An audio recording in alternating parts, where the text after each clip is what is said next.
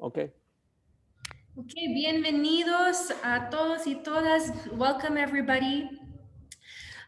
Really pleased to welcome you on behalf of ECDAN, Dialogue, and UNICEF to this webinar on the results-based budgeting, the case of Peru. Just a few housekeeping notes before we begin. Para escuchar en español, tienes que empujar interpretación y escoger español. For English, you need to click on interpretation and select English. You have the option of muting the original audio, so you can only hear the interpretation if you would like that. And then we encourage everybody to introduce yourself in the chat. Please select all panelists and attendees. Let us know your name, where you're from, what country you're from, and what organization. And for all your Q&A questions, for all the questions you have during the webinar, please put that in the Q&A box. So, bienvenidos a todos y ya empezamos y just introducing the Executive Director of ECDAN, Elizabeth Lule, to give her introductory remarks. Over to you, Ariel. Elizabeth, bienvenida. Adel. Thank you, Ariel. Your Excellencies, distinguished panelists, and dearest participants, warm greetings from the Early Childhood Development Action Network, the Inter-America Dialogue, and UNICEF. It's always great to work together on these learning events. The ECD Action Network is a global network that catalyzes collective action at scale in search of greater impact. We advocate, we communicate, we share knowledge and learning, and facilitate coordination and collaboration across multi-sectors as well as multi-stakeholder partners. This webinar is a great example of the importance of cross-country learning. And today we have 601 registrants who are all slowly joining us from 64 countries outside Latin America and 19 countries from Latin America. And first I want to apologize that for this one, we do not have French translation, but we recognize the demand from all over the world, and we promise that we will have French translation for the next one. But first, I'm so grateful to Ariela and the other panelists, and to the government of Peru for being willing to share this great example of results-based budgeting. Financing is critical to scaling up and addressing the needs of young children, their parents and caregivers, but it's also how governments allocate their budgets, it's how they execute their budgets, but I think most importantly, it's the efficiency of how that money works at the end of the day to achieve real change and outcomes for children and their caregivers as well. So we're very grateful that you can join us, and I'm sure we will have great questions coming from the other participants and other countries who really admire what Peru has done and the achievements and the innovations around your work. Over to you, Ariel. Thank you. Thank you very much. And Mónica, te paso la palabra. Buenos días a los colegas organizadores, buenos días a los colegas de mesa y a todos los participantes. Muchas gracias por la oportunidad de dirigirles estas palabras y por su atención a este evento. Bueno, de mi parte comentarles que en los últimos años los países de la región latinoamericana han dedicado muchos esfuerzos, muchos recursos para ampliar la cobertura y fortalecer la calidad de los servicios que atienden a las familias y a los niños menores de 5 años. Desde ECDAN, desde Diálogo, desde UNICEF, nosotros hemos venido apoyando estos esfuerzos de los gobiernos para consolidar estas políticas de desarrollo infantil integrales, promoviendo intervenciones efectivas a través de la coordinación de los sectores.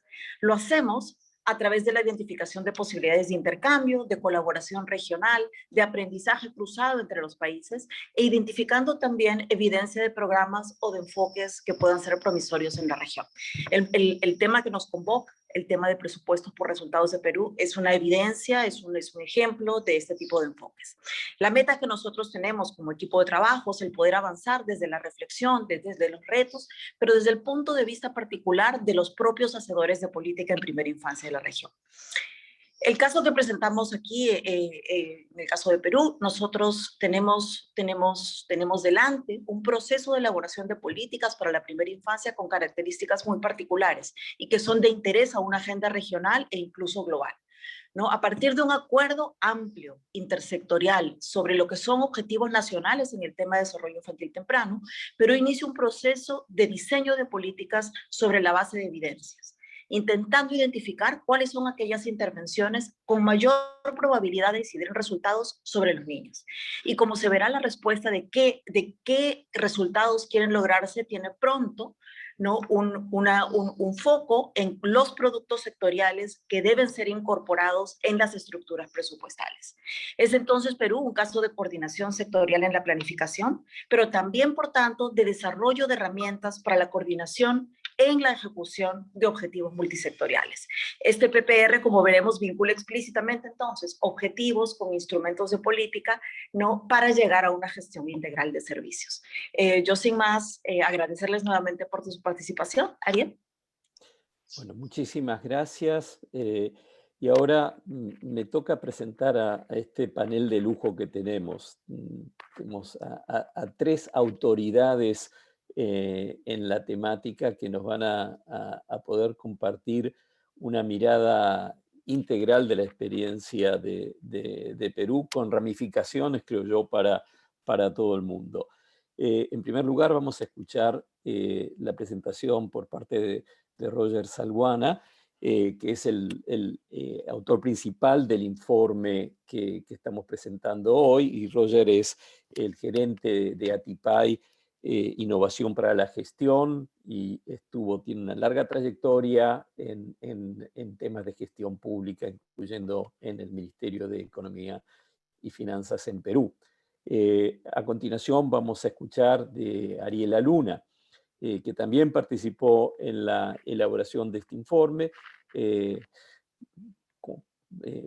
aparte de muchas otras cosas que ha hecho Ariela, fue hasta no hace mucho tiempo la ministra de Desarrollo e Inclusión Social en Perú, y desde ese espacio lideró justamente la experiencia de presupuestos por resultados en primera infancia. Y cerrando el panel, escucharemos de Luis Miguel Castilla. Él también ha tenido una larga carrera, fue ministro de Economía y Finanzas en Perú, fue embajador del Perú en Estados Unidos, trabajó en puestos en CAF, en el BID, y es miembro del Diálogo Interamericano. Así que vamos a escuchar de ellos tres y después tendremos un espacio para escuchar las preguntas que ustedes nos van enviando y darle una oportunidad al panel para que las responda. Sin más, lo invito a Roger a que haga su presentación. Muchas gracias, Ariel. Bueno, buenos días a todos y todas los que están conectados a este webinar. En principio, antes de empezar, quiero agradecer a Ariel y a Mónica del Diálogo Interamericano y UNICEF por la oportunidad que nos dieron de hacer este trabajo. Realmente lo disfrutamos mucho. No fue muy difícil porque fuimos parte de esos procesos, así que fue más como que recordar lo que hemos hecho y sobre todo racionalizar, ¿no? Entonces, lo que voy a presentar es una síntesis. Deberían estar viendo, solo me confirman en la presentación que hemos preparado. Es una síntesis de lo que vamos a conversar el día de hoy, ¿no? El tema de fondo es la efectividad del Estado, ¿no? Y de hecho, probablemente esa es la principal motivación de la que muchos estamos acá. Es decir, cómo hacer que el Estado sea capaz de generar cambios efectivos, ¿no? En variables críticas al desarrollo de países. Eso es nuestra motivación y eso es lo que particularmente a nosotros, el equipo, nos ha motivado, nos ha impulsado siempre. ¿Y por qué es importante esto? Por una sencilla razón, ¿no? Eh, Entre muchas variables de críticas y relevantes al desarrollo, existen algunas, si no muchas, que a los cuales los países nos cuesta mover, ¿no? Y, por ejemplo, si uno mira Ecuador y mira Guatemala, la desnutrición crónica parece estancada ahí hace ya 10 años, ¿no? Más de 10, 15 años, y no se mueve. Y hasta queremos renunciar y pensar que esto es imposible. Y o si miramos República Dominicana, la mortalidad materna es alta, ¿no? Para un país de su nivel de renta que tiene. Y el indicador persiste, ¿no? Es prevalente, es ya endémico, ¿no? Y fuera del continente americano también, ¿no? Por ejemplo, si miramos países como India, la desnutrición crónica infantil, es lo que significa DSI, es 35%, también prevalente, consistente, igual la mortalidad materna, ¿no? Pero si miramos países como Chile, por ejemplo, la desnutrición crónica infantil está literalmente o prácticamente erradicada y la mortalidad materna se mantiene a niveles de países desarrollados. Pero esta presentación no es sobre Chile, es más sobre países como ¿no? Los países a los que nos cuesta, a los que nos cuesta, a los que parece que es imposible lograr estos cambios, a pesar del crecimiento económico, a pesar de que estamos avanzando supuestamente en muchas variables de tipo macro, ¿no? Y este es el caso de Perú. Fíjense, en Perú la desnutrición crónica, al igual que en Guatemala y Ecuador, también era prevalente, ¿no? Si uno mira en el tiempo, y en esta diapositiva podemos hacer una proyección con ese puntito rojo hacia atrás en el tiempo, hacia 1997, esa línea roja se va a mantener ahí en ese nivel en el que está empezando, ¿no? Pero luego algo pasó, ¿no? Algo hicimos diferente entre el 2007 y 2008 que esta tendencia empezó a cambiar.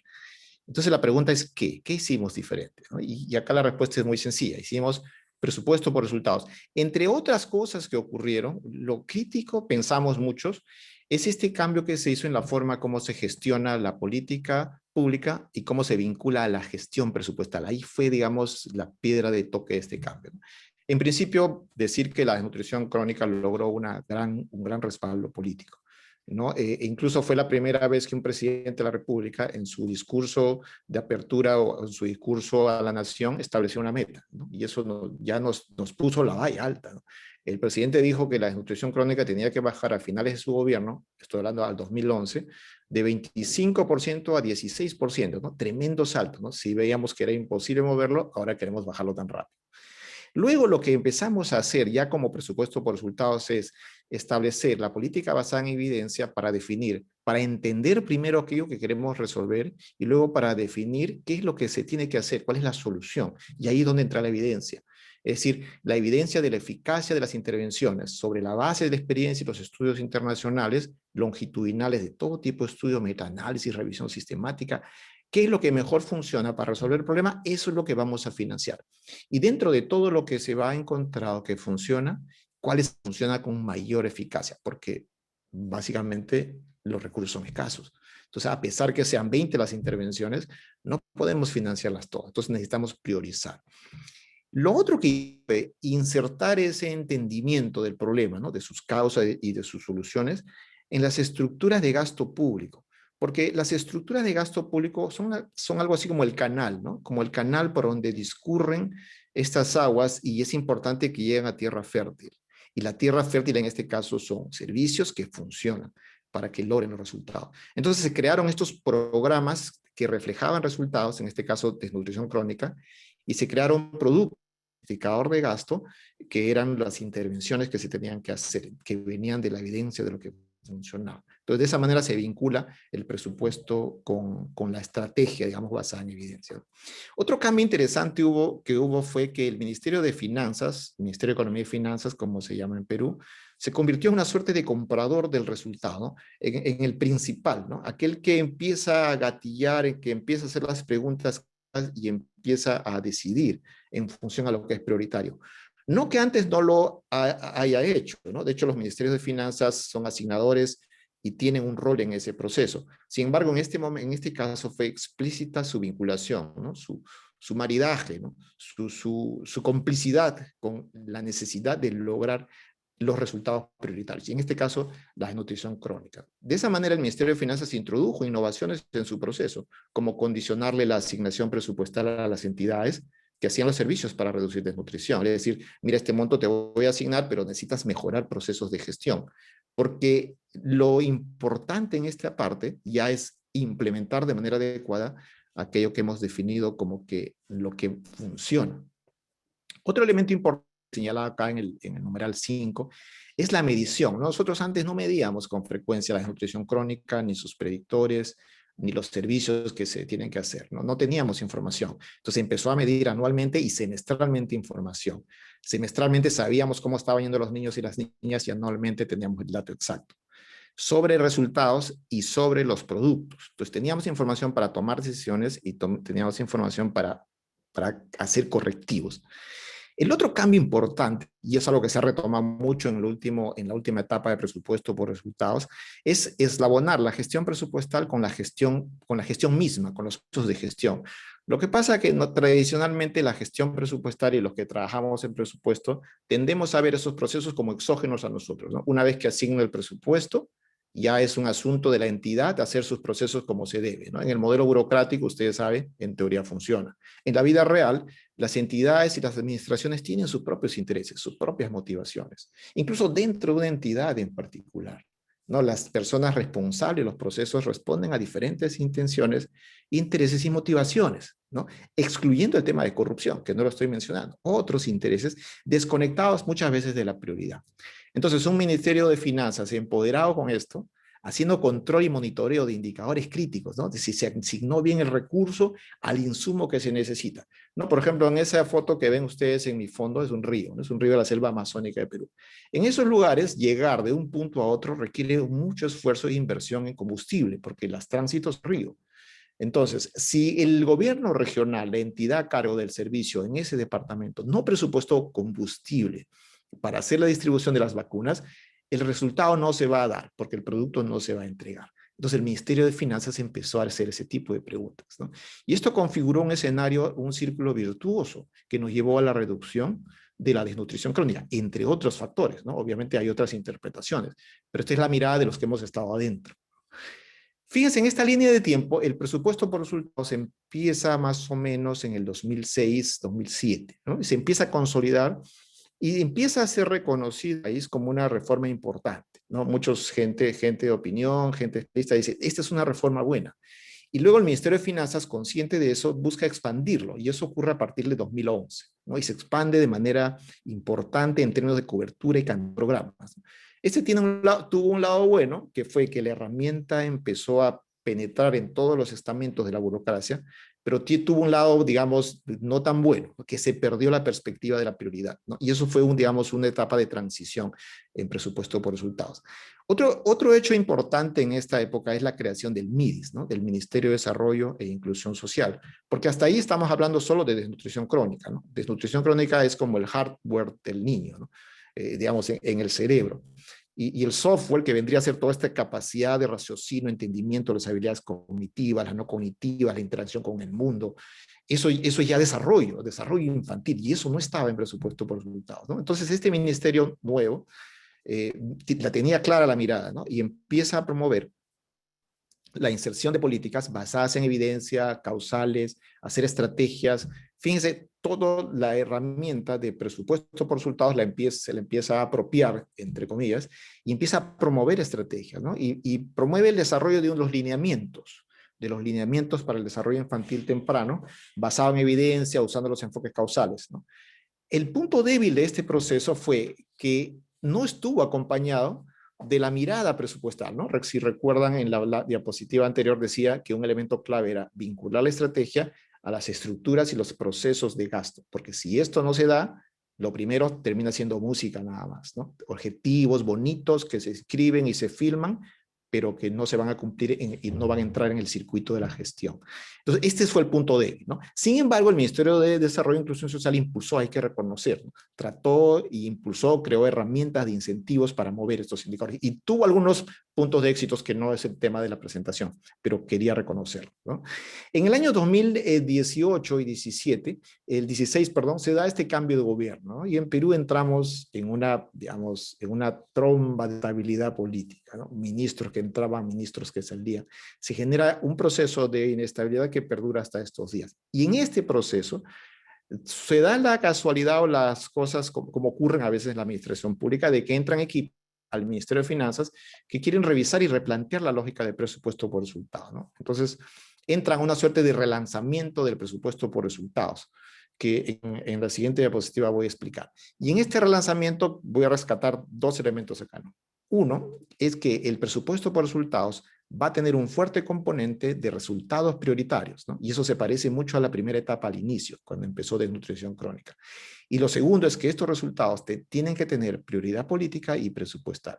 Es decir, de estos resultados prioritarios, que se aprueben programas que van a ser ejecutados en el presupuesto, tienen que ser aprobados a nivel presidencial. Me voy a quedar con esos dos elementos, ¿no? En el año 2019 se hace el diseño de estos programas respondiendo a esta nueva visión de prioridad presupuestal y se diseña bajo una lógica multisectorial, ¿no? Que era muy similar a lo que la forma en que se hizo los lineamientos. Y se logra la aprobación del presidente y ya está listo para implementación. Es decir, el desarrollo infantil temprano tiene ahora un programa presupuestal diseñado basado en evidencias con legitimidad intersectorial, multisectorial, legitimidad política y está listo para implementación. En eso estamos en este momento, ¿no? Y ahora voy a pasar a explicar algunas de las restricciones que tenemos en esta nueva etapa, ¿no? Y ahí viene el desafío. Pero antes de eso quisiera comentar cuáles son las características de este presupuesto por resultados relanzado, digamos, ¿no? En primer lugar, destacar que se ha institucionalizado el presupuesto por resultados, ¿no? Se ha cambiado la ley de presupuesto. Antes había una ley general, ahora hay otra ley que se llama el decreto legislativo del sistema de presupuesto público, en el cual está cierto, ¿no? Está en su ADN, ¿no? La impronta es el presupuesto por resultados. Y en esa ley se crean estos tres tipos de programas, ¿no? Programas prioritarios que responden a resultados prioritarios que se reconocen en la ley, legitimidad política, legitimidad en la administración. Otros programas de tipo sectorial respondiendo al aprendizaje de los años 2011-2018 y un tercer tipo de programa más de tipo institucional que no responden a resultados. Es decir, toda la herramienta, el instrumental de presupuesto por Estado se aplica a toda la gestión pública. Esto está en proceso, no está terminado todavía, ¿no?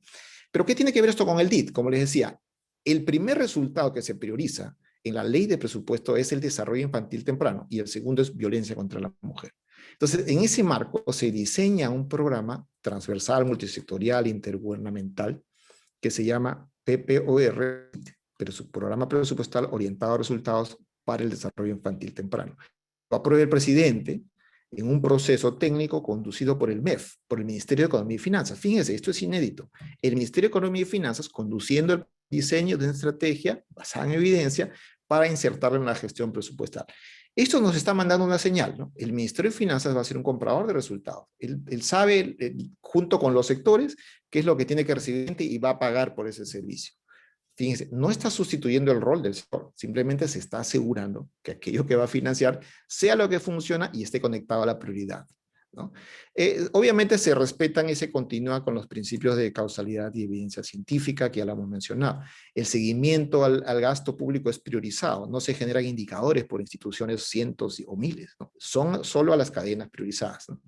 Se refuerza, como les decía, este eslabonamiento entre el producto que está en el presupuesto y la línea de producción. Ahora se crea una nueva terminología aplicable a la gestión pública. La producción, como el conjunto de procesos de la programación presupuestal por punto de atención, ¿no? Digamos, y se imagina una aldea al frente de ese río, pues ese punto de atención multiplicado por todo el país y ese presupuesto tiene que ser asignado así. Eso es una condición relevante al proceso. Luego la asignación presupuestal tiene que venir, luego la cadena de abastecimiento, la cadena de provisión y la gestión de los usuarios. Se hace más visible esto y el Ministerio de Finanzas lo está impulsando.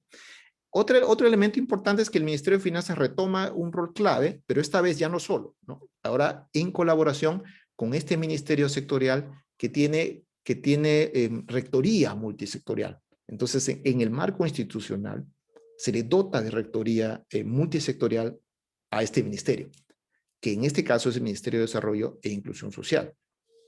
Como el programa es nacional y multisectorial, los ministerios que participan en esto son rectores de los productos y son responsables de establecer los protocolos técnicos de cómo es que el producto se va a implementar. Y los proveedores son los gobiernos regionales o gobiernos locales, o incluso otras entidades del gobierno nacional, ¿no? Se establece como que se define qué es lo que el ciudadano va a recibir, cuál es la promesa de valor del Estado, y alguien tiene que hacer rectoría por eso, y después existen entidades que las proveen, ¿no? Y se establecen esas conexiones. El Ministerio de Finanzas está en el medio, porque el Ministerio de Finanzas es la verdad, es la entidad que en todos nuestros países al menos es capaz de generar ese incentivo, ¿no? Que tiene ascendencia sobre todas las otras entidades. Finalmente, la evaluación cambia también, ¿no? Para los que trabajan en temas de presupuesto y que estén mirando este webinar, la evaluación cambia, ¿no? El énfasis ya no es la evaluación de impacto, no es que no se vaya a hacer, no es la evaluación de impacto, el énfasis es la evaluación de procesos, porque necesitamos generar información para tomar decisiones, principalmente para mejorar los procesos, ¿no? Los procesos donde se dan la generación de valor. Ahora, rápidamente quiero mostrarles, esto lo van a ver en el documento, o en los documentos que están disponibles en Perú, de cómo se visibiliza esta estrategia causal del programa de desarrollo infantil temprano, ¿no? En primer lugar, se tiene un modelo conceptual que permite entender las causas, ¿no? Nos permite enmarcar las causas e identificar los resultados. Luego se tiene un modelo explicativo, que es un modelo específico que dentro del conceptual ya identifica de manera específica cuáles son las causas. Esto tiene que ser aprobado y todo esto es basado en evidencia, ¿no? Por ejemplo, en este solamente para señalar un caso, ¿no? El apego seguro, que es un resultado vinculado al modelo conceptual de desarrollo socioemocional, está causado o está perturbado o va a ser afectado desde la evidencia por situaciones como la depresión por posparto en la mujer, ¿no? Fíjense, de esa manera vamos identificando los factores. No voy a entrar en ese detalle, ¿no? Simplemente quería mostrarles cómo es que se construye esa estrategia. Luego se tiene el modelo prescriptivo, ¿no? Hasta antes es un modelo de entendimiento de las causas. Ahora lo que tenemos es un modelo de prescripción de soluciones, por eso se llama prescriptivo. Entonces el modelo prescriptivo, como comentaba, son las intervenciones que según la evidencia funcionan. Estas intervenciones se empaquetan, se analizan en la dimensión en que se complementan entre sí y se transforman en productos. El producto es lo que va a ser insertado en la estructura presupuestal. Estas cajas azules que están aquí representan productos, ¿no? Por ejemplo, esta cajita que estoy resaltando dice niños y niñas y sus familias reciben acompañamiento familiar. Se ha formulado a partir de la conjunción de estas intervenciones que están acá. Es decir, cuando las personas que prestan el servicio van a las casas de las familias, le van a entregar, entre otros, porque esto no es exhaustivo, estas intervenciones, ¿no? ¿Por qué estas intervenciones? Porque esas son las que funcionan. ¿Cómo se lo va a entregar? A través de protocolos técnicos, cantidad de horas, número de visitas, cuál es el perfil de que lo va a visitar. Todo eso se define y se define desde la evidencia. Si la evidencia no es suficiente, se define a partir de las decisiones técnicas que establecen ya los que diseñan, ¿no? Siempre va a haber un gap a veces entre la evidencia y la realidad, ¿no? Entonces, en el caso de Perú, ¿qué estamos ahora? Ya les he explicado el éxito del presupuesto por resultados en los años anteriores. Les expliqué cómo se avanzó hacia tener un presupuesto o programa por resultados en desarrollo infantil.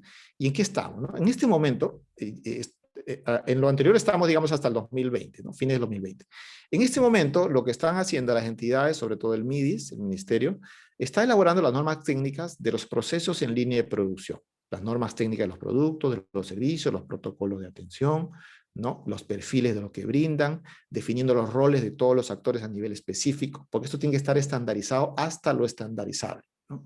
Se está trabajando con el Ministerio de Finanzas en la inserción de esta estructura en la estructura de gasto, de la estrategia en la estructura de gasto, porque eso no está zanjado todavía, ¿no? Si ustedes entran al Sistema de Información de Perú, ya se ha creado los espacios para el DIT, para el PEP por DIT, pero todavía ahí hay un proceso que no se ha terminado, ¿no? Y luego ya tiene que iniciar los procesos de línea de producción, es decir, se tiene que programar el presupuesto, como les decía hace un momento, ¿no?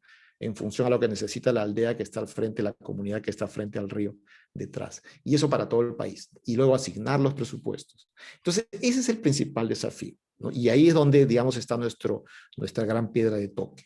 Es decir, hacer que funcione esta línea de producción, ¿no? Esta zona, esta imagen compleja que les estoy mostrando aquí está el corazón. Porque hacia la derecha ya lo hemos definido, ¿no? Ya sé cuál es el resultado, ya sé cuál es el producto. Necesito que eso se entregue ahora. Y en eso estamos, ¿no? Y los desafíos en esa entrega, fíjense, y con esto terminamos, ¿no? Ya hemos entendido que lograr resultados en DIT es más complejo que desnutrición crónica.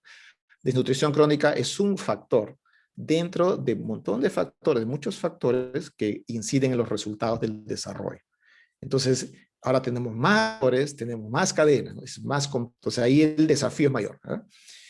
las decisiones no necesariamente se toman, o sí se toman. El problema es cómo hacer para que ocurra lo segundo. Y también para que se asuman los compromisos. Y eso se, digamos, se aúna, digamos, al tema de la inestabilidad política, ¿no? Uno mira ahora en Perú, y ahora a finales del 2020 nomás cambiaron al ministro de Economía, y ha cambiado la directora de presupuesto, y cambió hacia abajo cuadros técnicos, ¿no? Y esto genera una cierta incertidumbre, porque son personas que no necesariamente están familiarizadas con lo que se está queriendo hacer, y se ha generado una suerte de una burbuja ahorita, un paréntesis, ¿no? Y también la consolidación del ROF MEF-MIDIS, ¿no? ¿Cómo va a ocurrir esto? Esto es inédito, ¿no? Cómo trabajar en equipo, un ministerio con rol multisectorial, con rectoría multisectorial, y un ministerio de finanzas, como hermanos, ¿no? Que tienen que ir de la par. Y finalmente el tema del COVID-19. El COVID-19 paró, digamos, en seco la implementación que se empezó y que se iba a dar al 2020. ¿No? Y de hecho nos ha generado un retraso tremendo en la implementación del programa y de operacional. Y aunado a todos los factores que están ahí, diría que son los elementos de desafío, ¿no? Y finalmente yo creo que podemos ser exitosos en esto y repetir la experiencia del desnutrición crónica. Creo que sí, ¿no? Pero nos va a costar mucho. Va a ser difícil, ¿no? Y ahí lo quiero dejar, con esa palabra de optimismo, pensando que en Perú, si somos capaces de aprender las buenas cosas que hemos hecho, potenciarlas y lograr resultados muy importantes, como los resultados del desarrollo infantil temprano. Bueno, muchas gracias, Roger. Disculpen que no estoy en pantalla, pero en un minuto espero poder tener el video. Muchas gracias por esta excelente presentación. Quiero simplemente reconocer, hay varias preguntas, varias personas que están preguntando si la presentación está disponible en inglés. El PowerPoint, desgraciadamente, no lo tenemos en este momento en inglés, el documento tampoco, pero viendo el fuerte interés fuera de América Latina que está generando esto, vamos a ver cómo podemos, obviamente no en este momento, pero más adelante, lograr una traducción. Invito ahora entonces a Ariela Luna a que hable.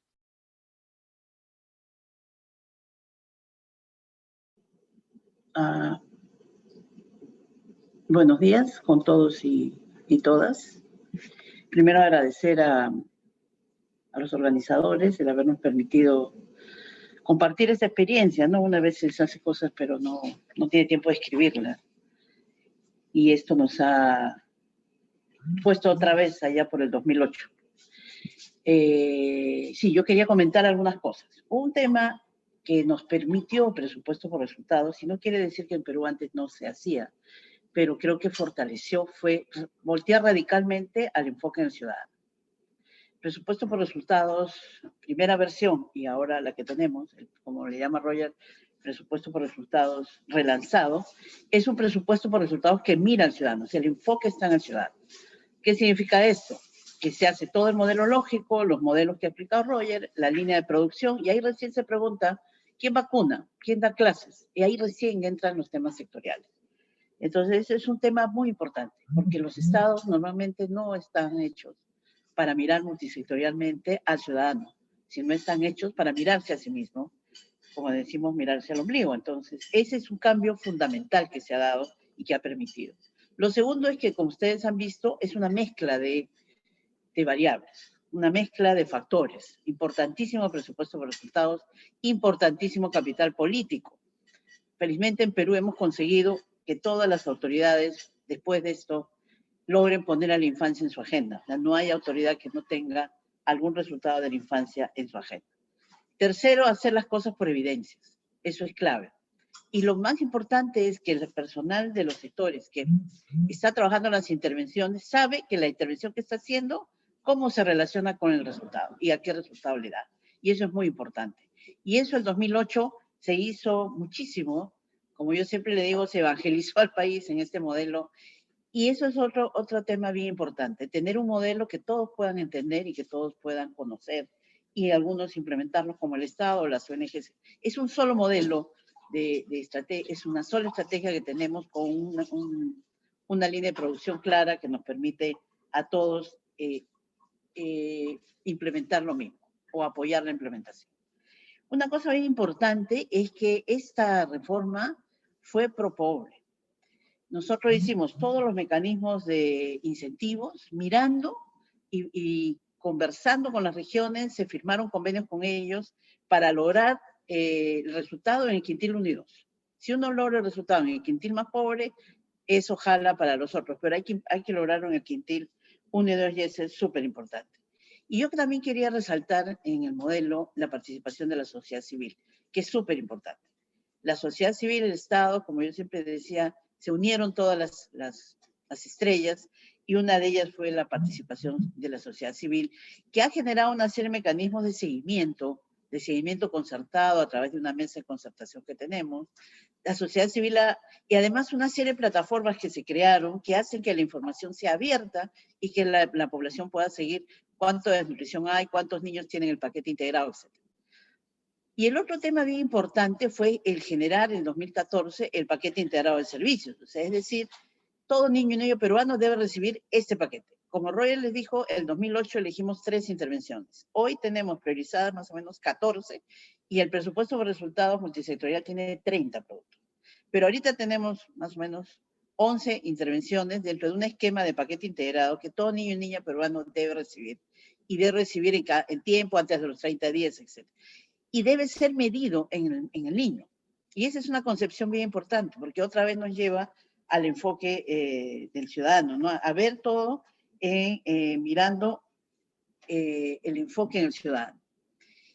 Y ahora con lo último que se está trabajando, que es el lineamiento de PEPORDIC, que fue aprobado por 11 sectores, y el programa presupuestal multisectorial para el desarrollo infantil temprano, se crean 30 productos, o sea, 30 intervenciones basadas en evidencias, pero 2 de ellas son con rectoría multisectorial. Y esto es todo un reto, porque no es que cada uno tenga su intervención, es decir, hay 28 que son de rectoría sectorial, pero hay 2 que es el acompañamiento familiar, es ir a la casa del niño a visitarlo una vez por semana, que depende de rectoría de 4 sectores, pero se implementa vía un sector. Esta cosa que parece tan simple es muy complicada. Estamos en ese momento diseñando, el MIDIS está diseñando la norma técnica para justamente trabajar este producto y eso va a modificar radicalmente el tema también, porque ya empezamos a tener productos de rectoría multisectorial que son implementados en el territorio y ahí viene el otro enfoque que es todo lo que tiene que ver con gestión territorial en la infancia, que es ya aterrizar plenamente el modelo, ya no de desnutrición crónica, sino de desarrollo infantil temprano en el territorio con una serie de indicadores, ¿no? Este proceso nos demuestra que es posible hacer las cosas, que mejorar la calidad del gasto ayuda mucho, que la participación del Ministerio de Economía y Finanzas de los países es muy importante y también la participación de un ministerio como el Ministerio de Inclusión Social, que Roger propuso, porque el Ministerio de Inclusión Social al mismo tiempo es un neutro, como el Ministerio de Economía, que pueden jalar a los sectores en la articulación para lograr resultados en la niñez. Y eso es muy importante, pero también nos enfrenta a los retos de la gobernanza, que no son simples en nuestros países. La gobernanza es bien importante en estos procesos, la gobernanza política, la gobernanza técnica, la gobernanza presupuestal que hay que articular, pero también la gobernanza social. Y todo eso nos debe llevar a un modelo ya que se gestione territorialmente en espacios más pequeños en nuestro país. Son los alcaldes los que van a tener ese liderazgo y que sepamos y logremos estrategias que cada niño y niña peruana tenga ese paquete integrado y más, y además generar todo un sistema de alertas como tienen otros países para que esto se dé. En síntesis, lo que se ha querido presentar es todos los factores, que es muy poco tiempo para hacerlo, pero sí creo que ahí yo quería resaltar que hay una conjunción de cosas, no es una sola. Hay motores, evidentemente, como el presupuesto por resultados, pero también hay motores como la participación de la sociedad civil y sobre todo el motor más importante, que es como la pantalla del Zoom, que es tener el enfoque en el ciudadano, tener el enfoque en el niño, en la niña, y a partir de ahí trabajar todas las estrategias y el Estado alinearse, el Estado modificarse, modificar su acción para lograr ese resultado en el niño, lograr esa intervención en el niño. Les cuento una anécdota chiquita. Cuando estábamos trabajando el Fondo de Estímulo para el Desempeño, que es un mecanismo de incentivo, pusimos un compromiso que era que todo el material de educación inicial para niños de 3 años llegue el 1 de marzo, porque siempre era tarde. Y hay una región amazónica que no pudo cumplir. Conversando con el gobernador, le digo, el gobernador es el jefe de todo ese territorio, le digo, ¿qué pasó, gobernador? Me dice, viceministra, yo era viceministra en ese momento, es que es muy difícil, porque esa zona solamente se llega en avioneta, y las avionetas son muy chicas para llevar todo el bagaje de plumones, pinturas y todo para los chicos de educación inicial, y no tenemos tantas avionetas como para llevar. Y yo les digo, ¿y por qué no lo lleva por río? Tampoco me dice, porque los barcos son muy chicos y el volumen de material me impidió llegar a tiempo. Bueno, ese tipo de detalles solamente se logran mirar, visibilizar, si se hace la pregunta al lado del niño, allí donde el niño está, que es el otro reto que tenemos hoy, que es llegar a las zonas más dispersas, sobre todo en nuestro país, a las zonas amazónicas. Hay más de 400.000 personas que viven a 6 días de cualquier medio, y eso son ciudadanos y ciudadanas como cualquiera, y deben tener acceso a todo.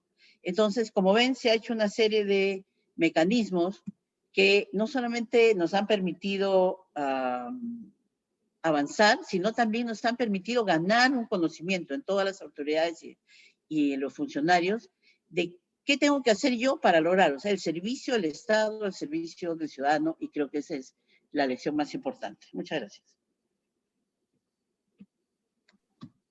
Muchas gracias, Ariela, y ahora invito a Miguel Castilla. Muchas gracias, Ariel. No sé si el video está mal. Muchas gracias a todos, a UNICEF, al diálogo. Es muy grato ver a colaboradores antiguos en viejas lides y poder compartir con ustedes sobre presupuesto por resultados. Les cuento, cuando yo entré al Ministerio de Economía y Finanzas en el 2008, recién pude presenciar, digamos, en parte el inicio de este proceso de reforma, y me alegra de que haya continuado y especialmente de que se haya ido construyendo sobre lo positivo. Digamos, usualmente hay una tendencia en los países de hacer borrón y cuenta nueva, y en este caso un gobierno cambia y le quiere poner su sello personal, y acá lo que ha habido ha sido un proceso de aprendizaje y de mejorar lo que ya se tiene. Entonces yo creo que me congratulo que podamos estar después de tantos años conversando un tema tan importante. Si uno puede sintetizar hoy en día uno de los principales dramas que tiene el sector, digamos, la efectividad del gobierno, la falta de efectividad del gobierno, haber de verdad incrementado presupuestos y no conseguir los resultados que uno quisiera, es un drama de gestión pública. En el Perú estamos verdaderamente enfrentando los límites de lo que la gestión pública puede dar en favor de los ciudadanos. Yo quisiera mencionar, digamos, algunas, no voy a ser reiterativos, hemos escuchado una excelente presentación de Roger Salguana y la experiencia de Ariela. Yo creo que esto es importante verle, digamos, no caer en la complacencia de que esto es la panacea a todos los problemas, porque no lo es. Yo quisiera ahondar eso un poquito. ¿Y cuáles son los mensajes que creo que son centrales hacia adelante? Y algunos ya han sido mencionados por mis colegas. Por el lado, digamos, de uno, ¿qué riesgos habrían, digamos, de continuar con este proceso hacia adelante? Yo voy a plantear un conjunto de riesgos, desafíos, que ojalá se conviertan en oportunidades. Entonces, cuando uno habla de presupuesto por resultados, que tiene un tratamiento presupuestal bastante único, tiene cierto nivel de intangibilidad. Estos recursos están blindados en el presupuesto y no se pueden utilizar para otros usos, y eso es bueno, porque protege usualmente ordena y protege estos recursos para, digamos, el fin que están destinados. Pero a veces, en un país con tanta precariedad, como hemos visto como resultado de la pandemia, introduce ciertas rigideces. Ciertas rigideces que a veces son efectos quizás colaterales indeseados. Un ejemplo, hay otros programas presupuestales importantes, está el programa articulado nutricional, por ejemplo, pero ¿qué pasa si es que en una entidad, digamos, de una posta médica o un establecimiento de salud se daña una incubadora neonatal, digamos, y no hay recursos para reemplazarla? Y si hay recursos en un presupuesto por resultados, en el articulado nutricional, por ejemplo, que es otro, que ha sido también, digamos, muy positivo. ¿Qué hacemos? ¿Dejamos que el niñito, digamos, no, digamos, se muera porque entonces no tiene una incubadora para poder sobrevivir? ¿O mantenemos la lógica de estos programas, digamos, y el funcionario tiene que tomar una decisión muy complicada, ¿no? O simplemente rompe la ley, agarra esos recursos y asume la responsabilidad que eso significa, digamos, o salva la vida de un niño, digamos, prematuro. Entonces, hay rigideces, digamos, que se introducen y que no es culpa, digamos, del mecanismo per se, presupuesto por resultados, pero sí quizás de la falta de intervenciones efectivas en otros ámbitos. O sea, no debe ser posible que una posta médica no tenga suficiente, digamos, o no tenga un respaldo de incubadoras, por ejemplo. Entonces es un primer tema. Digamos, ¿cómo hacer con estas rigideces y estos, digamos, rigideces presupuestarias que a veces surgen? Lo segundo es, estos son como islas de modernidad, digamos, en la asignación de recursos, de alguna forma llamarlo de esa forma, pero esto convive con el grueso del presupuesto que se asigna de manera todavía inercial. Y eso es una realidad. Digamos que esto justamente trata de ir en contravía de esa inercia, pero esa inercia es muy complicada, y especialmente teniendo hoy en día un Congreso muy hiperactivo en, digamos, generar iniciativas de gasto, digamos, que no tienen ninguna lógica técnica y menos basada en evidencia y menos, digamos, teniendo en mente la obtención de resultados. Un tercer, digamos, desafío es, digamos, evitar duplicidad de programas, ¿no? Hay el programa, digamos, el DIT, digamos, Desarrollo Infantil Temprano, que es fundamental, es muy importante, pero esto convive con otros programas y ahí evitar, digamos, la duplicidad es importante porque el recurso es escaso y, como hemos visto, son esquemas muy sofisticados de causalidad, de marco lógico, de productos. Entonces, es importante evitar estas duplicidades de distintos programas y pensar más bien en una cosa, digamos, que eficiente esto y evite esos cortocircuitos potenciales es importante. Ahora, ¿cuáles son esos son, digamos, en términos de los riesgos que uno pudiera verlo? Y hay otros, pero yo creo que cuáles son, digamos, los desafíos hacia adelante, y yo creo que ya ha sido mencionado, Roger lo puso como lograr que funcione la línea de producción. Digamos, Ariela lo mencionaba en términos de la falta de accesibilidad a centros de salud en muchos casos. Yo creo que acá el gran foco, y hablando con temas digamos, de gestión pública, que es uno de los principales problemas que tiene el país, es ese justamente. Cómo lograr acompañar todo este esfuerzo de presupuesto por resultados con un sistema recién incipiente de abastecimiento y de logística en la provisión de bienes y servicios en el Estado. Esto es algo que recién se ha empezado a crear, un sistema administrativo que se creó recientemente, todavía no está de manera integralmente adoptado, pero esto se hace absolutamente necesario y va, digamos, más allá de la asignación presupuestal. Es como una nueva pata que surge, que sin ella, digamos, no se va a poder conseguir el resultado que uno quisiera producto de la política pública. Ese es un tema absolutamente necesario avanzar a la par, porque sin un sistema de abastecimiento claro, es difícil conseguir estos resultados. Hay ciertas mejoras, digamos, en esta nueva versión del presupuesto por resultados orientado a resultados. Hay, digamos, la posibilidad de que quizá haya un delivery unit que acompañe, digamos, y que procure gestionar, digamos, adecuadamente y asegurarse que no hayan problemas logísticos o de abastecimiento que en el Estado peruano son complicados. Creo que el tema y los debates vinculados a la vacunación, en la cual estamos inmersos, revela mucho de estos, digamos, desafíos que tenemos. Lo segundo tiene que ver con muchas veces la falta de capacidades técnicas, y acá yo le sumaría la gran inestabilidad que hemos entrado y donde no hay continuidad de los encargados de llevar adelante estos procesos. Entonces, capacidades técnicas en el Perú, digamos, no están a los niveles que deberían estar. Hay muchos problemas de falta de cuadros idóneos y una altísima rotación, digamos, a todo nivel. Y esto, evidentemente, complejiza, digamos, a los actores que tienen que llevar adelante estos programas, especialmente, digamos, falencias que se magnifican a nivel subnacional, los gobiernos regionales y locales.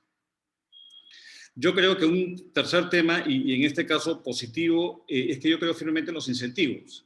Y de hecho, ya lo mencionaba Ariela, el Fondo de Estímulo al Desempeño funciona. Los incentivos tienden a funcionar en el Estado, y yo creo que mantener, digamos, los incentivos adecuados para el cambio en comportamientos es un factor esencial, digamos, a mantener.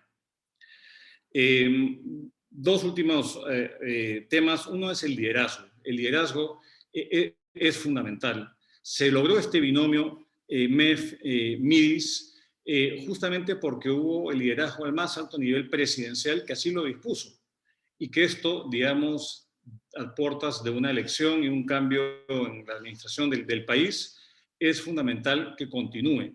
Y esto, digamos, no es fácil, como se comentó anteriormente. Rectorías multisectoriales son muy difíciles de articular. De por sí una rectoría es complicada. Imagínense una rectoría que tiene varias cabezas o subcabezas, es un desafío grande. Pero esto va a depender de cuánto se la compre el presidente de la República y al más alto nivel. Digamos, esto es fundamental. Y lo último, que también está muy vinculado con el tema del liderazgo, tiene que ver con lo que creo que se está viendo acá, que es una política de Estado, no es una política de gobierno. Esto empezó con, digamos, en un gobierno, continuó con otro, y, digamos, se ha mantenido. Y yo creo que esta continuidad en las políticas públicas es absolutamente necesaria. Y creo que lo que estamos viendo en el caso de Perú, que estamos, digamos, revisando el día de hoy, claramente constituye una política de Estado en la cual, obviamente, con todas las mejoras que se están llevando a cabo, los enfoques al ciudadano y muchas otras, digamos, mejoras que se está dando, digamos, es un buen referente. Pero yo creo que no es, digamos, es un referente, pero también está lleno de desafíos, y creo que conjuga lo que debería ser la agenda de políticas públicas en un tema tan central como el desarrollo infantil temprano. Acá yo termino. Ariel, muchísimas gracias por el tiempo y digamos, y atento a las preguntas. Muchas gracias, Miguel. Bueno, vamos a iniciar ahora el espacio de preguntas y respuestas. Típicamente lo que hacemos es simplemente ir tomando las preguntas que ustedes pusieron en el Q&A y pasándoselas a los panelistas. Hemos tenido tantas y tan buenas que vamos a hacer una innovación de último momento, y voy a invitar a tres participantes que hicieron, de mi punto de vista, preguntas muy buenas junto con otras, pero que me gustaría que ellos mismos sean quienes se las hagan a los panelistas. Entonces, primero, Paola Bernal tiene una muy buena pregunta sobre equidad. Paola, te pido brevemente que hagas la pregunta. Muchas gracias a todos. Cuando hablamos de un enfoque a resultados, esta es una preocupación que tengo yo porque también trabajamos con este enfoque. Al hacerlo de esta manera y estar tan sesgado en términos de indicadores y en este caso de asignación presupuestaria basada a resultados, ¿cómo podemos hacer para equilibrar y balancear este enfoque a resultados con un enfoque de equidad para asegurarnos que en este caso lleguen recursos y no se penalice grupos vulnerables donde las intervenciones pueden requerir más tiempo y plazos para obtener estos resultados? Muchas gracias, Paola. Y me olvidé de preguntarte primero que te presentes, de qué país y qué organización trabajas. Vale, gracias. Yo estoy en España, pero nací en Colombia y trabajo para UNICEF en España. Muchas gracias, Paola. No sé si Roger o Ariela quieren contestarle a Paola. Sí, podría hacerlo yo. Sí, un tema que hemos trabajado para esto fue justamente el mecanismo de incentivo. Nosotros creamos el Fondo de Estímulo para el Desempeño, creamos el paquete integrado y obviamente es mucho más difícil para una región muy pobre alcanzarlo versus una región muy urbana, digamos, o rural más avanzada. Entonces ahí vimos varias cosas. Una primera cosa es que el mecanismo de incentivo debe asegurar para todos los insumos. O sea, los establecimientos de salud, en este caso, por ejemplo, para las vacunas, tienen que tener todos los insumos y el convenio que hacíamos con las regiones y que se hace hasta ahora, lo que premia son los resultados en el quintil 1 y 2, o sea, en los más pobres. No premia los resultados en los más ricos, sino justamente en los más pobres, donde es más difícil. Ese es uno. Dos, las metas no se imponen, se negocian con cada región. El MIDIS y el MEF Finanzas tienen reuniones de días negociando las metas para llegar a un acuerdo con la región y hay todo un apoyo de asistencia técnica para lograrlo. Y cuarto, no se penaliza. Cada región tiene su presupuesto. El presupuesto si es que logran las metas es un presupuesto adicional que se da. O sea, no hay para nada ninguna penalización. Es más, el mecanismo de incentivo lo que permite es visibilizar justamente las zonas más pobres y los resultados ahí. Les doy un ejemplo nomás. Loreto es el departamento más grande del Perú. Es un paisaje como el que tiene Roger detrás en su pantalla. Tiene mucho zona fluvial, la mitad de comunicaciones son fluviales, la gente ve muy lejos. Cuando hicimos lo de anemia, solamente, hasta me acuerdo, el 20% de establecimientos tenían stock de multimicronutrientes. Les pusimos un reto a nivel nacional a todas las regiones y le dijimos, en un mes tienen que subir, y negociamos con Loreto. Yo me acuerdo que yo personalmente estuve en la reunión y se negoció con Loreto y se pactó con Loreto que el 45% de establecimientos de Quintil Unidos iban a lograr a tener multimicronutrientes. Se les apoyó, Loreto se puso las pilas, como decimos acá, y al mes el 80% de establecimientos tenían multimicronutrientes, los más alejados, establecimientos que nunca habían tenido. ¿Cómo lo hicieron? Uno, bueno, motivados por el incentivo, pero dos, porque mecanismos como este les dan justamente los hitos necesarios para que en esa línea de producción los resultados se muevan. Y encontramos a una Dirección Regional de Salud de Loreto muy, muy motivada por este resultado y dándose cuenta de que era absolutamente posible hacerlo. O sea, todo debe estar alineado para lograr las cosas en el Quintil Unidos de tal manera que jale para la equidad. No sé si Roger tiene algo más que... Sí, así cortito nomás, ¿no? Y eso es, digamos, una preconcepción que he visto en algunos países. El presupuesto por resultados no consiste en asignarle más o mantenerle la asignación al que logra resultados, ¿no? Solamente para aclarar eso. Consiste en buscar lograr resultados sobre la población. Y siempre que uno hace estudios basados en evidencia, la pobreza y todos esos factores vinculados digamos, a la vulnerabilidad te dicen que ahí tienes que priorizar. Ya la ciencia te lo dice y además el objetivo de país es desarrollo con equidad. Entonces, desde el mismo momento, la equidad es como que la otra cara del resultado, ¿no? Entonces sí está influenciado y eso es en parte lo que Ariel ha ejemplificado con el caso, con lo que hicimos con los estímulos del desempeño. Básicamente lo hicimos para acelerar esa reducción de inequidad, ¿no? No porque no haya estado concebido con esa impronta de equidad. Solo eso. Gracias. Ahora volvemos, en unos minutos le doy la palabra a otro participante, pero revisando las preguntas, hay muchas preguntas que tienen que ver con el rol de distintos ministerios y actores del Estado en este proceso. Alguien nos preguntó sobre el Ministerio de Educación y en qué medida educación logra incorporarse en este proceso. Al mismo tiempo también ha habido preguntas sobre cómo lograr que el Ministerio de Economía se comprometa con un proyecto de este tipo. Y alguien más también preguntó sobre si hace falta una institución autónoma o independiente, digamos, que esté coordinando. Todo esto, ustedes mencionaron un poco de cosas, pero creo que sería bueno que haya un poco, quizás Miguel puede hablar sobre el Ministerio de Economía y Finanzas, y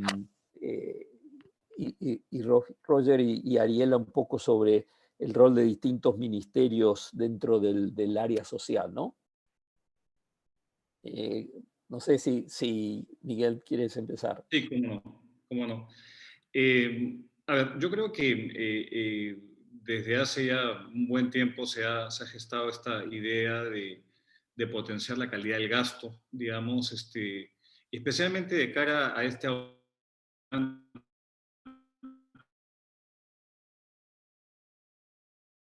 en los últimos 10 años, digamos, un poco más, la cantidad de recursos presupuestales se han incrementado de manera significativa, digamos, en el país.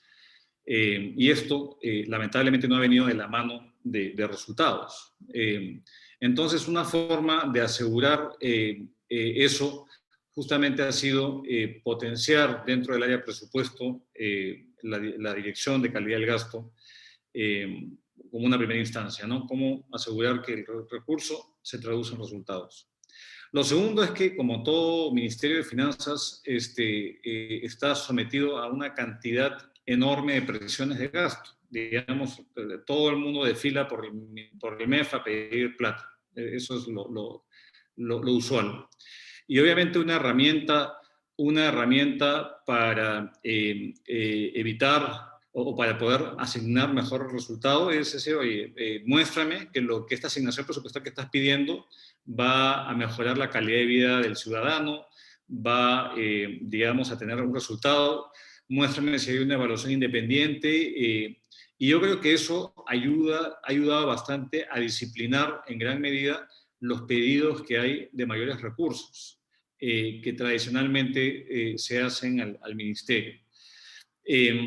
Y yo creo que importante haber tenido, creo yo, una instancia, digamos, que se haya creado, digamos, una contraparte, digamos, que comparta los mismos principios del ministerio, que fue cuando se creó el Ministerio de Desarrollo e Inclusión Social. Se creó en gran medida, digamos, con mucho del pensamiento de ese momento, de intervenciones basadas en evidencia, en tener marcos lógicos. De hecho, mucho del personal de la Dirección de Calidad del Gasto pasó a ser parte del Ministerio del MIDIS, cuando se creó. Y esto, digamos, logró este círculo virtuoso en ese momento y que creo que ha perdurado a lo largo del tiempo. Entonces, nada, yo creo que desde el punto de vista, digamos, reiterando, desde el punto de vista del MEF era un tema de cómo mejorar la asignación de los recursos, cómo asegurar que se obtengan resultados, no solamente pensar en los productos, que es muy, muy importante, esta lógica de causalidad, y se volvió un ejercicio de discusión presupuestaria anual. De hecho, creo que sintomático de esto es que muchos congresistas, cuando se discutía la ley de presupuesto en el Congreso, pedían, digamos, que se les informe por qué, o la inclusión de programas dentro de los programas estratégicos en su momento, los programas presupuestales en su momento, por qué, y había una discusión que uno hubiese pensado que era absolutamente ajena digamos, al Congreso. Entonces yo creo que esto es parte de lo que se logró en comprometer, digamos, al MEF en continuar en esta línea de trabajo. Y de hecho ha continuado. Ariela, ella, si mal no me equivoco, ella partió trabajando, digamos, nos apoyó mucho en su momento en concebir todo esto. Y no, digamos, a lo largo del tiempo. Entonces yo creo que esta continuidad, digamos, y digamos, relacionamiento tan estrecho con el Ministerio de Economía, en este caso en particular, en otros, creo que ha sido algo, no sé si único para el país, pero sí, digamos, que nos ha dado los resultados que hemos tenido hasta la fecha, que han sido positivos y que nos alienta a pensar de que hay soluciones a los desafíos que aún enfrentamos hacia adelante. Bien. Roger, Ariela, sobre otros ministerios, un poco la experiencia. Quizás podría yo decir algo sobre desde el lado más del proceso, y Ariela seguro, como ha estado haciendo, desde el lado de los cargos, desde el MIDIS, ¿no? Tiene otra respuesta también muy buena, probablemente. Para asegurar que los ministerios participen, desde el comienzo, en el caso de este presupuesto por resultados relanzado, en la ley de presupuesto se dice, ¿no? El resultado priorizado para el año 2020 es el tal, ¿no? En este caso, por decir, el desarrollo infantil. Luego el Ministerio de Economía y Finanzas, es el Ministerio de Economía y Finanzas, ¿no? Obviamente tiene mucho más capacidad de convocatoria, publica una norma, ¿no? En donde dice, ¿no? Le da un plazo a los ministerios, tal, incluido el Ministerio de Educación, por ejemplo, ya que preguntaron por participe y apruebe las propuestas de teoría de cambio del programa, ¿no? De esa manera está obligado a participar, ¿no? Entonces, pero eso es una mirada más institucional. Entonces, al final, todos están sentados en la mesa discutiendo, presentando las evidencias, aprobando los hitos en el diseño del programa, y luego la implementación ya son los desafíos que hemos planteado en la presentación, y ahí no quiero entrar. Dale, Ariela. Sí, a ver, recordando el 2008, yo me acuerdo, sí, trabajamos mucho con Miguel. Espero que lo de viejo sea por la experiencia. Pero sí es bueno estar juntos, como antes. Yo me acuerdo que el primer día que llegué al MEF, porque yo fui a trabajar al Ministerio de Economía, el equipo de presupuesto por resultados, que era inmenso, éramos 5 personas. Roger era el jefe temático y Miguel estaba en la alta dirección. El primer tema que tuvimos fue poner unos indicadores a los gobiernos locales. Los gobiernos locales son los gobiernos más locales del Perú, los distritales. Y se puso 3 condiciones para los gobiernos locales para que tuvieran su incentivo. 1, que los chicos tuvieran su control de crecimiento y desarrollo, y 2, que tuvieran su documento de identidad. Ninguno era competencia del gobierno local, ellos no tenían dinero para eso, pero sí tenían la gestión territorial. Y eso empezó a andar así y funcionó bastante bien. Entonces, ¿y por qué se puso eso? Porque se sabía que esas 2 cosas eran absolutamente importantes para el modelo. Entonces sí, pero además lo decía el Ministerio de Economía. Pasó eso y hicimos un grupo, me acuerdo, de tutores con el Ministerio de Salud. En ese momento, Ministerio de Salud. Y se formó un grupo Ministerio de Salud, Ministerio de Economía. Eso fue clave. Porque no solamente hay gente, o sea, los problemas de salud siempre se dicen, salud los va a resolver. Los problemas de educación los va a resolver. Y eso no es cierto. Los problemas de la gente no tienen nada que ver con los sectores, son multisectoriales. Y los sectores hacen algunos productos, pero la gente necesita una serie de productos, hablando en términos presupuestales, para resolver.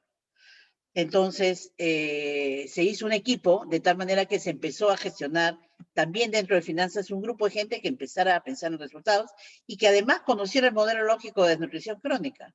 Pero al otro lado, del lugar del MINSA, un grupo de gente que conocía el ciclo presupuestario y que sabía que había una ley de presupuesto, etcétera, que normalmente los funcionarios técnicos no conocen.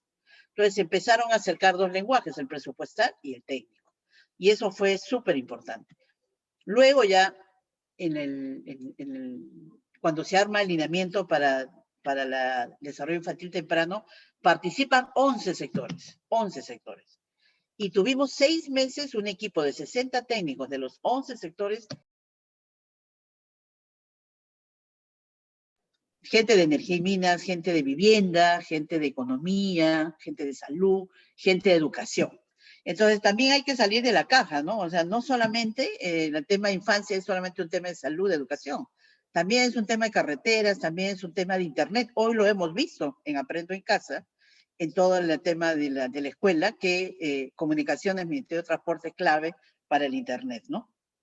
Sí se necesita un ministerio articulador. Yo personalmente, no, desde que he sido viceministra, he sido ministra, pienso que no debe haber una instancia aparte, porque no tiene fuerza, por más que esté al lado del presidente.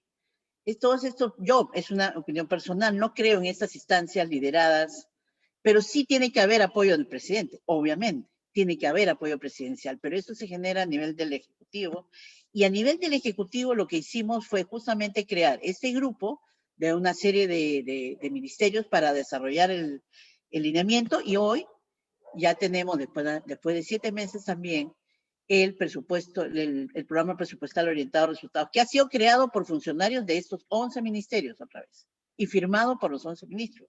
Pero además hemos sacado una serie de herramientas que permiten trabajar una serie de cosas adicionales y que son y que han sido, están involucrados no solamente salud.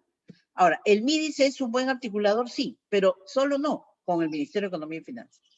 Yo siempre he dicho, tiene que haber ahí un matrimonio, porque el Ministerio de Economía y Finanzas asigna recursos, pero tiene que asignarlas, como decía Miguel, ligado a la calidad. Y la calidad es resultados en la gente.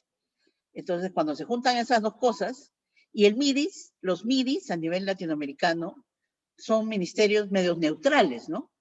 Entonces les permite, quitando la parte de programas sociales, les permite trabajar un modelo que pueda funcionar con el enfoque en el ciudadano, ¿no? Y que puedan manejar una articulación. Ahora, en esta última fase del programa presupuestal orientado a resultados, estamos todavía consolidando cómo sería la gobernanza.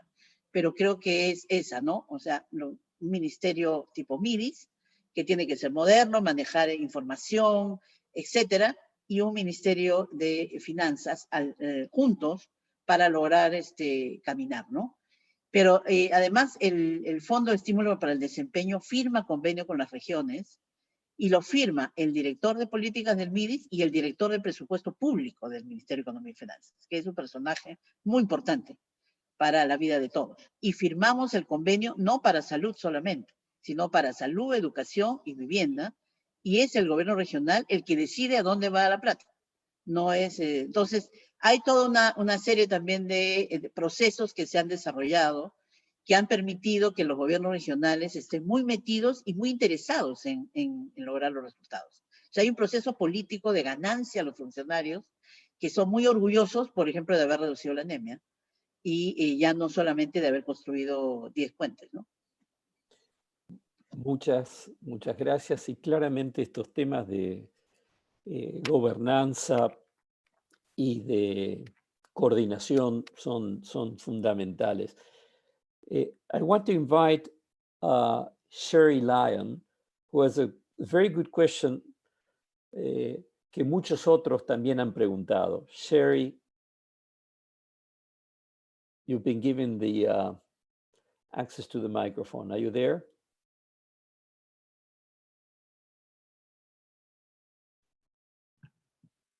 Great, thank you very much for the opportunity. If you don't mind to introducing speak. yourself. And thank you for the presentation. It's been quite informative.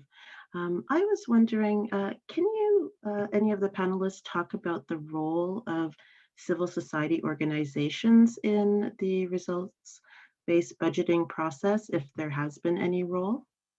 Thank you. And Sherry, if you don't mind letting us know what country you're from and what organization you work for.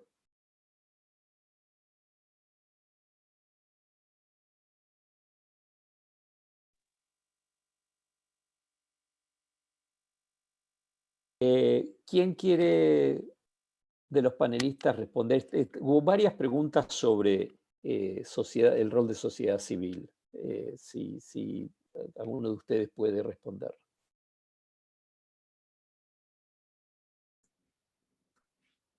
A ver, si quieres voy, Ariela, yo primero con esto. Ya, ok. Ahora, en la primera etapa de presupuesto por resultados, el rol de sociedad civil fue fundamental en posicionar políticamente al resultado, ¿no?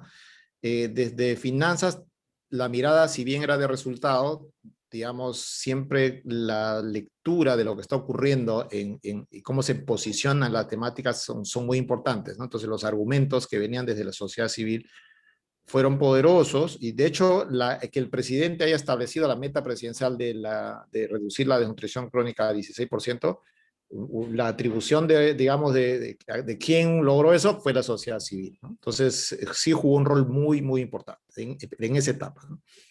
Más adelante, ya pensando más en el PEPO relanzado, sí es cierto que desde el Ministerio de Finanzas ha habido un mayor involucramiento con las temáticas de agenda del desarrollo que se promueven por un lado de la sociedad civil y que por otro lado que desde la evidencia son imprescindibles para el desarrollo, ¿no? Y aquí se establece una suerte de diálogo.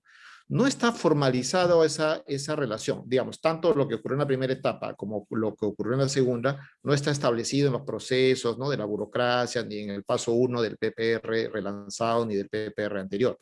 Simplemente se dieron por la fuerza de las organizaciones de sociedad civil, por la convicción de sus argumentos.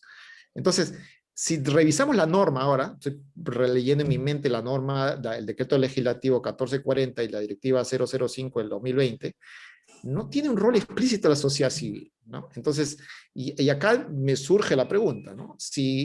No, la respuesta no la tengo, es una pregunta para todos nosotros, ¿no?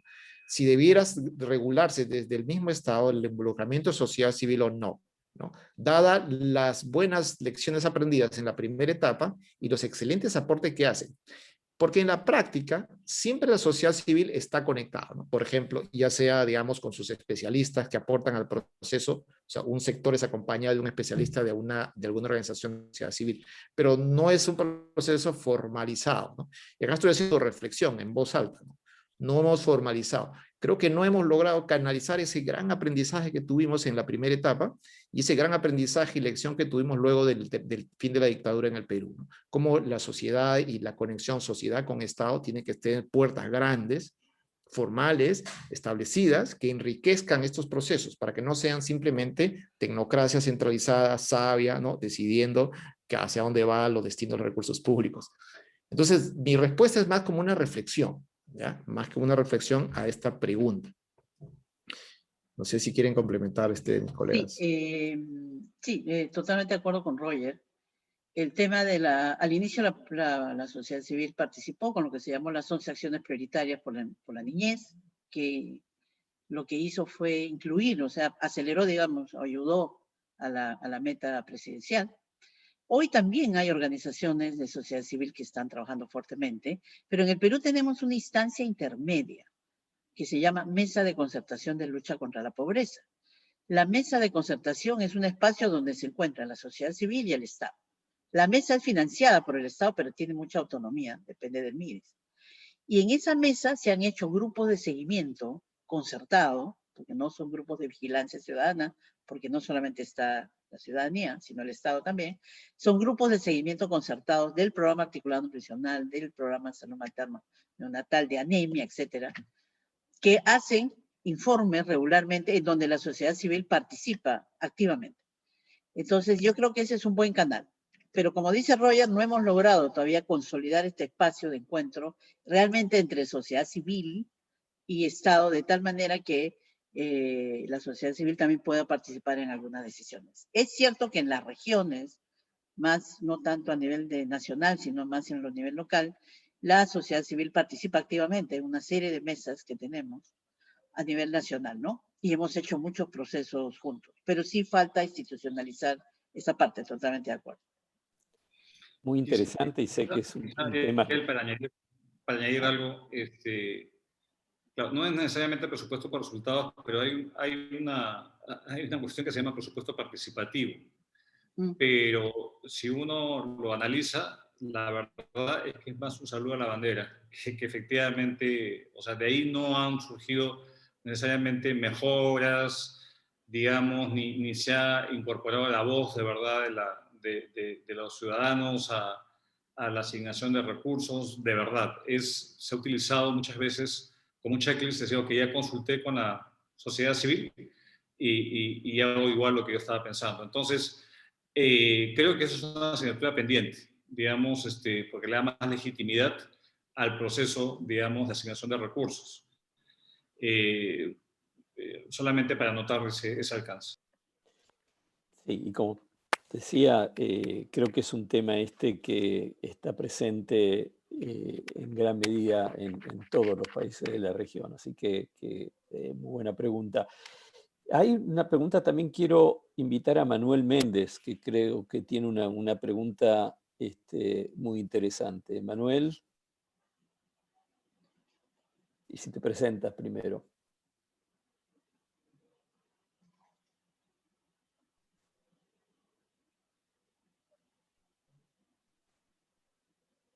Bueno, no sé si nos está escuchando, Manuel. Dejamos a ver si en un momento él reacciona, pero aprovecho entonces, hago yo otra pregunta que responde a comentarios o preguntas de varias personas, que tiene que ver con los sistemas de información, digamos, la necesidad de poder... todo esto que están contando parece que ser muy intensivo en data. ¿Qué inversiones hacen falta hacer en ese sentido? Y asociado a esto, los mecanismos reales como para poder asegurar, controlar la calidad con la cual se está entregando los servicios. Sé que ahora Manuel ya está habilitado, pero vamos a dejar que conteste esta pregunta y después le damos la oportunidad a Manuel de hacer su pregunta. ¿Quién quiere comentar sobre este tema de información y control o seguimiento de la calidad de las prestaciones? Yo puedo empezar. La información en el Perú a partir del 2008 generó, digamos que se organizó, ya existía una serie de informaciones, se organizó en función del resultado y, digamos, la línea de producción. Una primera cosa es que nosotros tenemos una encuesta nacional de salud anual, cosa que no tienen muchos países, cercanos incluso.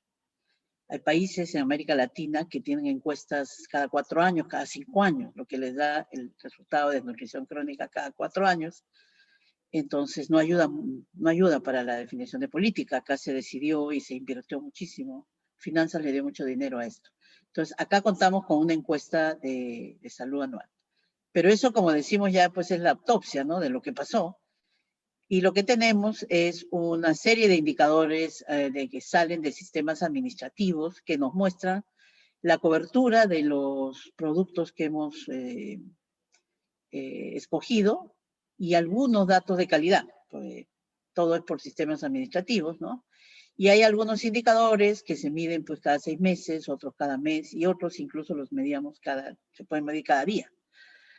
Por ejemplo, el suplemento de micronutrientes se puede ver todos los días, ¿no? Y otros temas de insumos. Entonces sí tenemos disponibilidad, si ustedes entran a la página web del MIDIS, el MIDIS tiene una plataforma que se llama Red Informa, donde está una página donde ustedes pueden seguir la cifra de ENDES, pero además, si entran al distrito, que es mucho más pequeño, ya todas las cifras de insumo, personal, etcétera, en función de una línea de producción, de lo que hay, digamos, disponible, ¿no? Con ciertos estándares de calidad. y que son compartidas por diferentes ministerios, ¿no? De tal manera que nos permite ver. Y los hemos clasificado por rojo, amarillo y verde, porque ese panel es para personas que no son justamente ni epidemiólogos, sino es para cualquier poblador y sobre todo para autoridades locales.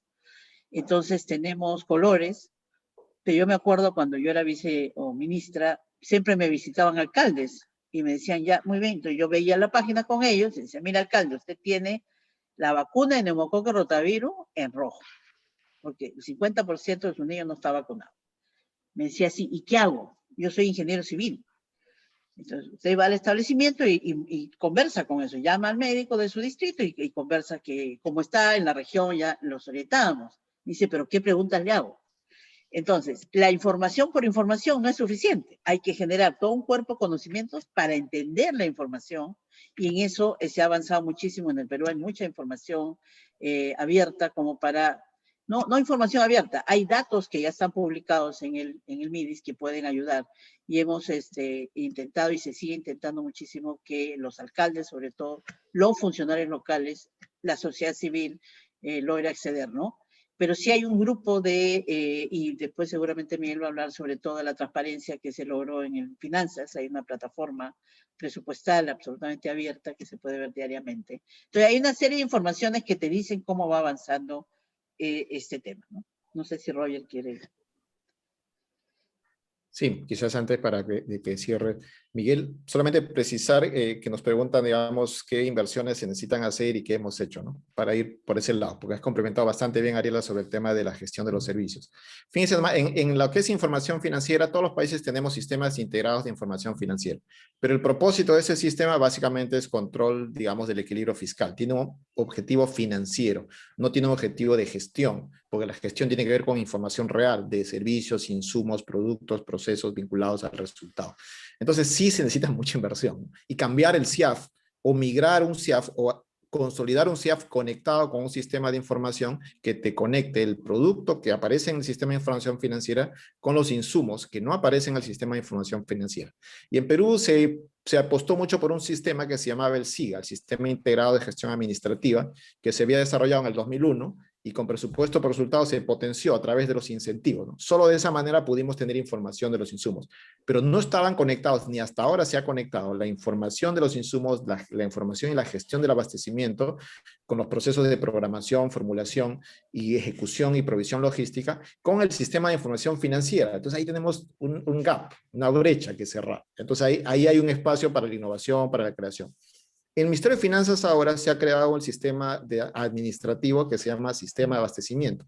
Entonces, ese sistema y esa unidad ya administrativa, ya más consolidada, va a impulsar esta conexión, porque están en la onda de vincular la gestión de procesos con la gestión financiera. Entonces, para Perú esto todavía es una agenda pendiente. No tenemos muchas cosas que mostrar en lo que significa sistemas de información dentro del presupuesto vinculado financiero con lo operativo, ¿no? Sí hay experiencias concretas que ha comentado Ariela respecto de la generación de información de indicadores de resultados, de productos y de procesos, pero en la provisión del servicio y en la disponibilidad de algunos insumos que se alimenta del SIGA, ¿no? Entonces sí, ahí digamos, nuevamente esto es tarea pendiente, ¿no?